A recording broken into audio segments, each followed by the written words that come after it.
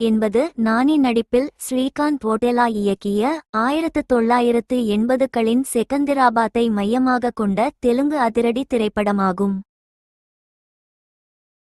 இந்த படம் குடியுரிமை மற்றும் அங்கீகாரத்திற்கான ஒரு ஓரங்கட்டப்பட்ட பழங்குடியினரின் போராட்டத்தை பின்தொடர்கிறது.